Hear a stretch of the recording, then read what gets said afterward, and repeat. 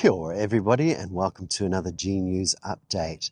Well, the big news today was Simeon Brown is threatening to include a new clause in the Healthy Futures or Paiora legislation, which will make it impossible really for anybody who sees patient safety being compromised in the health system to do anything about it, because then they could be accused of not being politically neutral.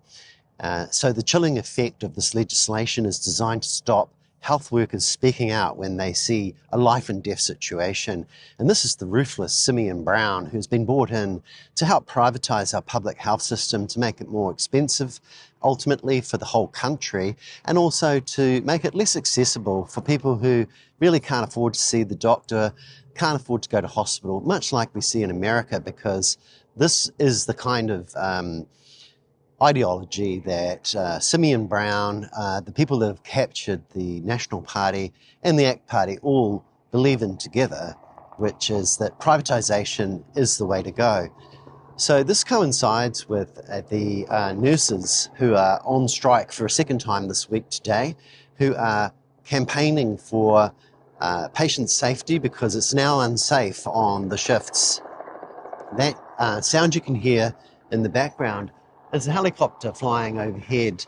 On Waiheke Island, we've got something like, something like 70 of these helicopter pads now, because people want to come to the island, and those that can't be bothered coming on a very expensive ferry but can afford a very expensive helicopter come through in the air. And of course, like everywhere, this causes some kind of consternation in the local population.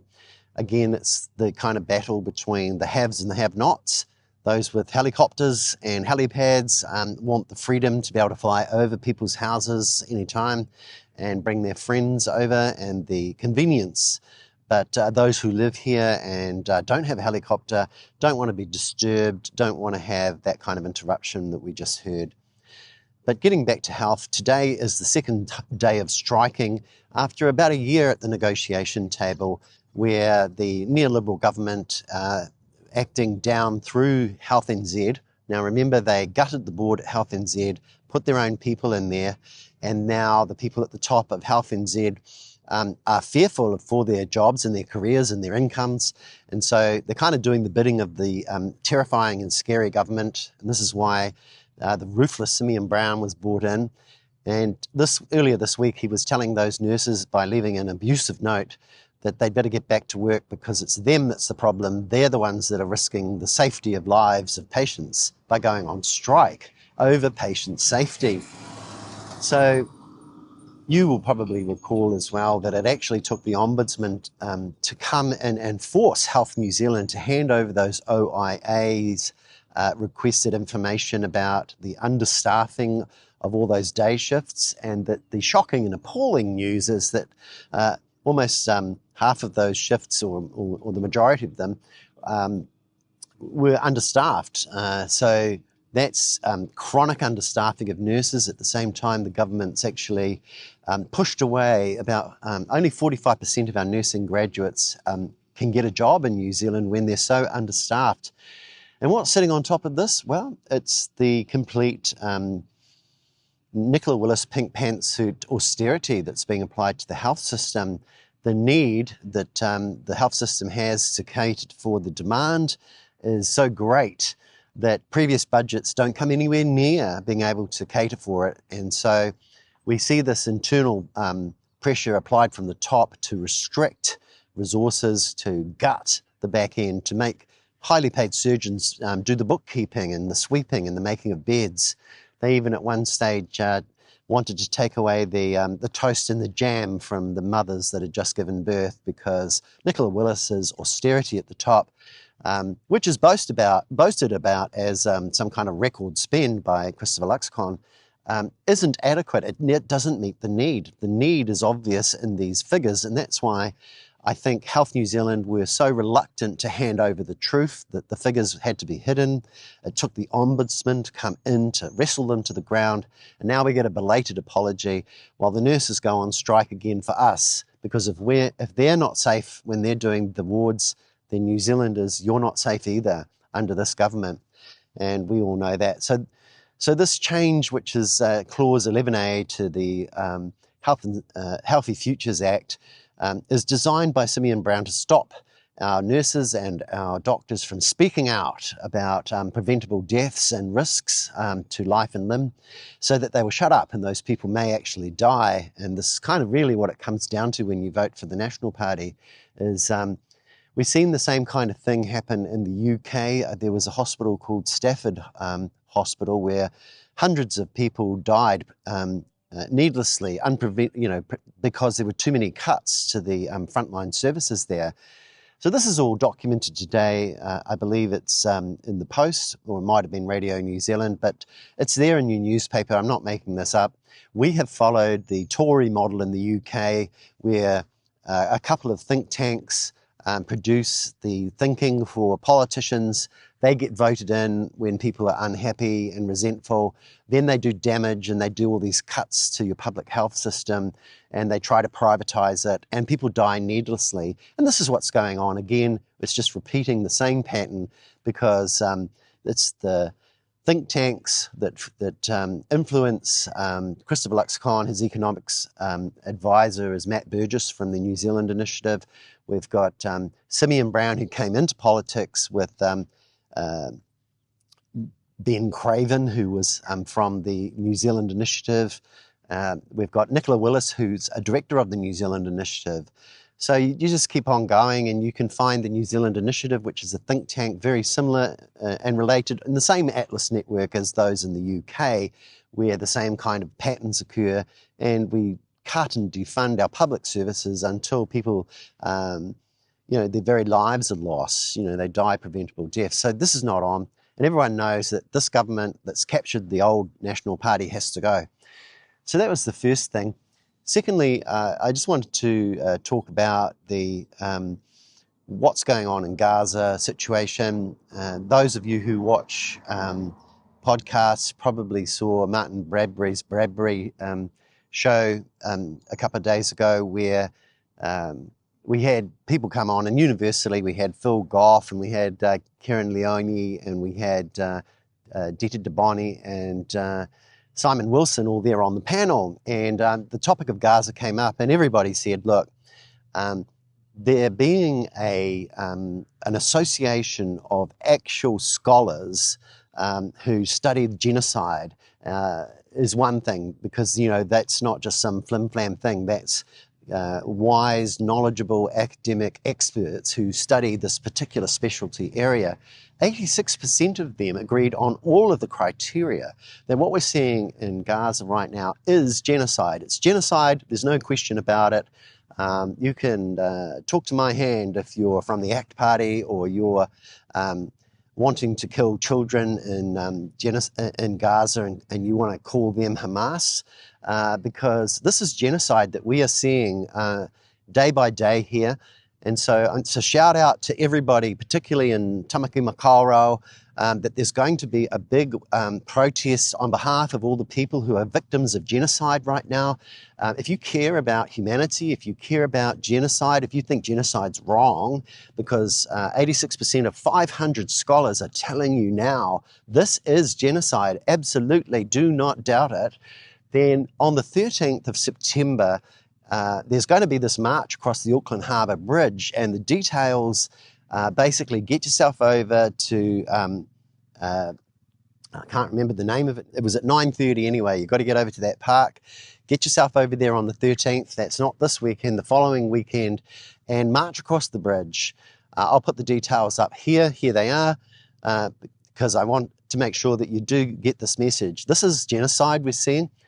And what I want to now talk about is the way that Jerry Brownlee, a couple of weeks ago, said that Chloe Swarbrick had to leave Parliament because she had said, what we need is six MPs who are national MPs to come across the floor and vote for her members' bill, which would place sanctions on Israel for this genocide.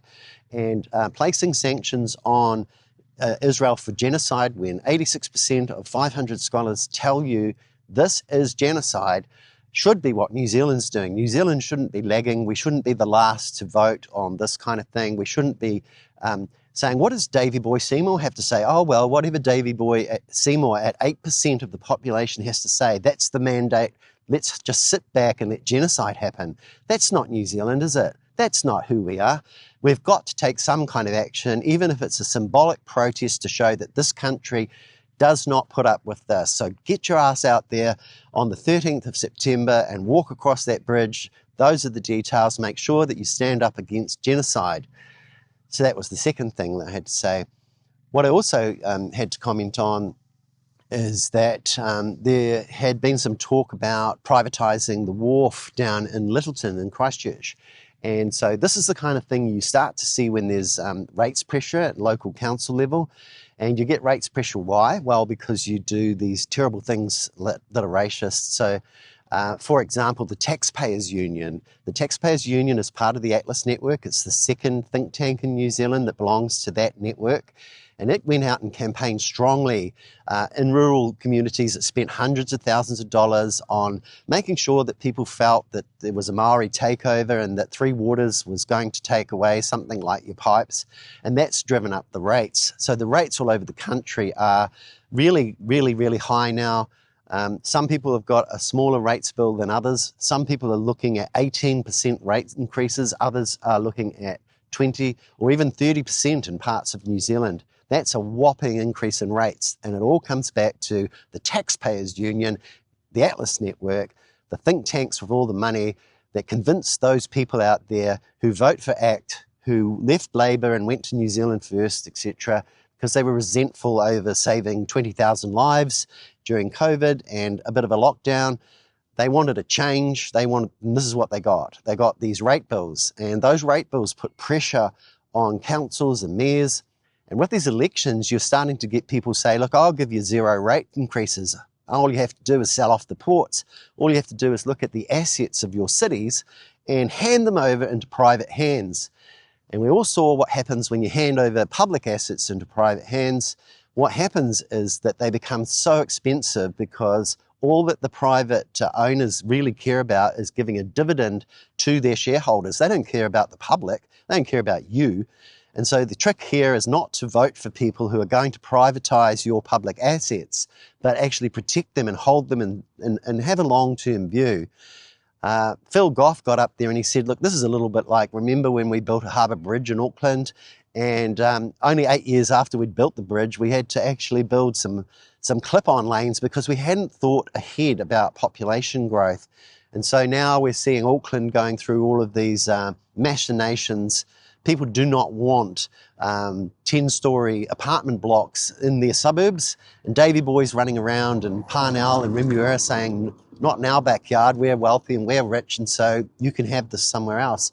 But Phil Goff said, look, if we just stuck with light rail to the airport, you could have actually had a lot of these higher density, more intense housing developments that catered for a bigger city, that ran along those train tracks all the way out to the airport. But no, we cancelled that project and we cancelled the money that was going into it. We cancelled all the jobs that went to it. We cancelled the Auckland fuel tax even that were funding these kind of projects that employed people. Now unemployment in Auckland is at 6.1% for the general population. For Maori, it's something like 11.5%. For Pacifica, it's over 12%. So this is what this government's done. It's taken away our jobs. It's made people unemployed. It's taken away the spending money that people would have to spend in retail shops. So retail shops are closing.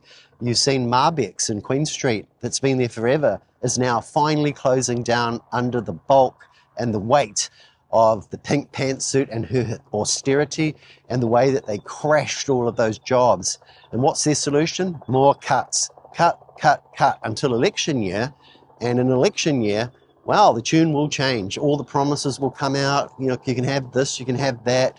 But the promises won't be delivered on because they weren't last time. Remember how you were going to get $250 a fortnight in your hand if you voted for Christopher Luxon, and Inland Revenue could not find a single person in the whole country that actually got the full $250.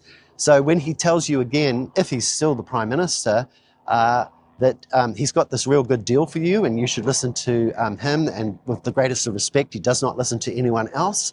Do not believe him, do not trust him, and do not vote for him, for goodness sake. I mean, you may have voted for National all your life, but you're voting for the ACT Party, aren't you now? You're voting for these people that want to create preventable deaths in our hospitals. Hundreds of lives will be lost if we keep going down this track. Thousands and tens of thousands of jobs. It'll be short term. And, they just divide the nation more and more. So that's a bit of a rant, but that's basically what's going on. And that's the way I see it. And I don't like to pull punches. I like to tell it how it is. So that's actually what's happening in our country. And, so this short-term thinking, you've got Wayne Brown, and they said on the Martin Bradbury show that Wayne Brown is just so obnoxious. He's such a horrible man. He gets out of bed and he's angry. And he doesn't communicate with anyone, and he refuses point blank to attend a debate because he doesn't give a shit about democracy. He's not going to show up at any democratic events, but he'll go on a train ride, like with his high vis next to LuxCon and all these others, won't he? He'll go out there with these people that have lied to you and grandstand, but he won't show up at a debate. He won't face questions from the public. He won't tell you anything. And so he's not showing up at any of the mayoral debates at the moment, but Karen Leone is. Karen Leone is also showing up at conscience protests, for Palestine. She's there, but Wayne's not there. Where's Wayne? So if I was you and I was voting for a mayor in Auckland, I wouldn't be voting for Wayne. Wayne's obnoxious. Ask all those people. They can't all be wrong. Simon Wilson, he's a pretty considered person. He criticises Labour for not doing things fast enough. He works for the New Zealand Herald. You've got Dita DeBoni. She didn't think much of Wayne Brown. Certainly Martin Bradbury thinks he's a bit of an angry old stick. And, you've got Phil Goff in there. He was the mayor, and it's just like chalk and cheese. He was really, really good, wasn't he? And he stands up for Palestine. He stands up against genocide, and he had things going in Auckland. We've never had such a bad situation up here. And so there's pressure to privatise those assets. You'll see it in Wellington, you'll see it in Auckland, you'll see it in Christchurch, and these mayors that are promising no rates increases but will sell off all your assets, I wouldn't vote for any of them. So basically that's almost all that I had to say this morning. There was probably a couple of other topics overnight, like the way in which the pink pantsuit has got off the hook. No one's talking about what she did there at the Reserve Bank and how she knew right from the very start, because she was in those meetings, right? And she knew of the letter of concerns. She knew that letter of concerns sent by Neil Quigley had been withdrawn. She'd made no effort to find out about it. She didn't want to know about it. But at the same time as her kind of standing back and knowing all those things without telling the public and sitting there listening to people say it was all for personal reasons, she didn't speak up. She didn't say anything. She didn't actually demonstrate openness and transparency and care about those kind of factors. She sat on those secrets, and she's culpable. But now, after 2 days, the press have let it go. They've gone, oh, that's all right. Look, Nicola, you're not actually a Green MP. A Green MP would get weeks and weeks and weeks of headlines. And we've seen that over the years, haven't you? I can name a few if you want me to, that it just went on for weeks and weeks, and they were brown-skinned female Green MPs mostly. And you also see this with Labour MPs, but you will not see it with the pink pantsuit, because this is a National Party MP who is aligned with their New Zealand initiative. And I was quite refreshed to see Dita DeBoni say that when it came to supermarkets, the New Zealand initiative wrote the bloody scheme by which they all operate. So the fact is they're all there, those supermarket duopoly, they're on the board at the New Zealand initiative, those guys. They were on the board, and Nicola Willis was on that board. So is she going to change anything? Is the price of butter going to go down soon? Is she going to subsidise butter? Is she going to intervene in the domestic market like you can? There's a lot of nat trolls that don't realise you can do these kind of things, as long as you don't trip over a free trade agreement or any of those terms and conditions. So as far as nat trolls go, we've had some really, really angry ones, but they're all pretty useless when it comes to G News. We're seeing more and more of it because National are on 29%. being on 29% could be a trigger point for the leadership coup. There's probably a lot of instability and unhappiness right now in the National Party, right now on 29%, heading towards 27%. We know that after 27% comes 25%. Somewhere in this zone in the 20s is where you change your leader. So Christopher Luxon, he's a dead egg talking, he's a dead egg walking, and he has been now for over a month. And I think I can take some credit for actually being the first to call this out. About a month ago, I said, this is the season for a leadership coup. This is the season. You're starting to see it now. The newspapers have since talked about it, but on 29%, wow, that's in the zone. And we've got a Reid Research poll due anytime soon in the next month. So that will come out, and if that's in the 20s, then I think it's bye-bye talking egg and hello somebody, but I don't know who, because as you have pointed out to me, the cupboard is bare. It can't be Erica. She's just manic and like a demented jackhammer with bad EQ problems. She's not the material. Same goes for Goldsmith. He's just a crackerjack. He's not able to kind of like be calm. Nicola Willis has proven she can't be trusted. She's damaged goods. Her brand is tarnished now. She can't be protected any longer. Her immunity has cracked. And Chris Bishop, well, he's a shambles, isn't he? And he's the tobacco guy. He's the guy with the Snapchat history. He's the guy that told us that you could only have one store operating up in Northland if we continue with smoke-free legislation. And that was just big tobacco narratives. That was a lie. And he stood up there in a post-cabinet press conference and told that lie. So I don't think anyone can trust Chris Bishop either. So there is nobody. There's nobody to replace Christopher Luxon, and National are going down. Anyway, that's about all I have to say today. And it's a beautiful day out here on the hills of Waiheke Island. Where we're sitting at the moment in the background, you can see Rangitoto, and you can actually see the Sky Tower, which is somewhere around about here somewhere. And in front of me is a whole bunch of rolling vineyards all over the hills here. There's over 30 vineyards on the island, and some of them are great destination spots for people who come and get married or have special events here. So one of them right in front of me is called Mudbrick, and that's where my son got married. So that's all from me today. I'll talk to you all again soon. Have a wonderful Thursday, and see you all later.